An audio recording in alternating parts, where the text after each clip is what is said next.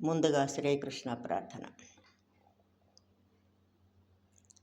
వసుదేవసుతం దేవం కంసచాణూరమర్దనం దేవకీ పరమానందం కృష్ణం వందే జగద్గురుం.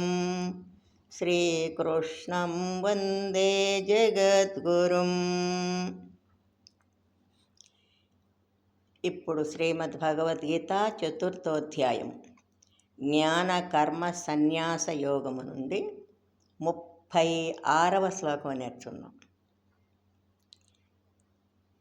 Now we will learn Shrimad Bhagavad Gita chapter 4 జ్ఞాన కర్మ సన్యాస యోగ 36th శ్లోక. अपि चेदसि पापेभ्यः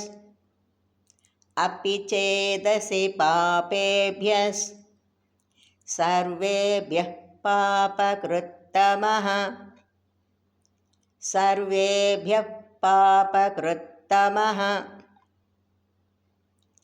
सर्वं ज्ञानप्लवेनैव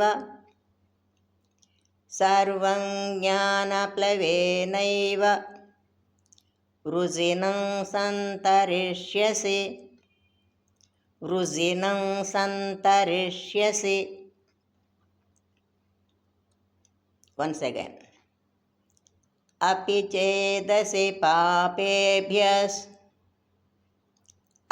चेदसि पापेभ्यः सर्वेभ्यः पापकृत्तमः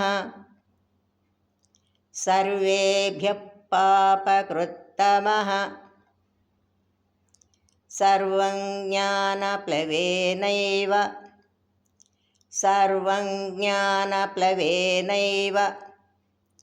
वृजिनं सन्तरिष्यसि.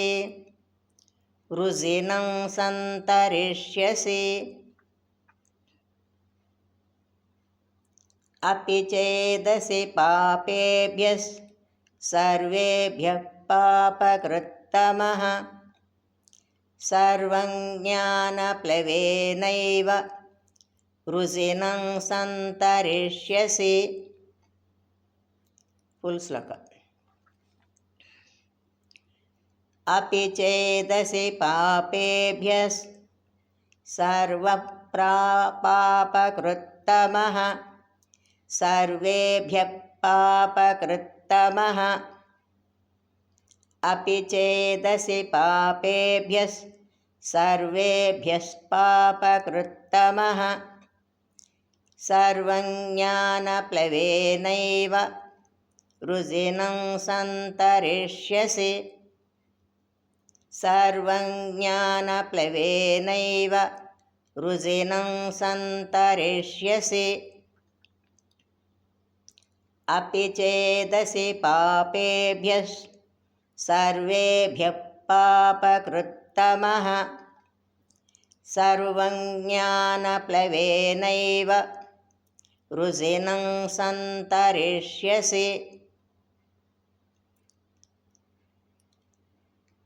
अपि चेदसि पापेभ्यः सर्वेभ्यः पापकृत्तमः सर्वं ज्ञानप्लवेनैव वृजिनं सन्तरिष्यसि. జై శ్రీకృష్ణ. శ్రద్ధగా నేర్చుకొని రోజు పాడుకుందాం. Let's learn diligently and sing daily. జై శ్రీకృష్ణ.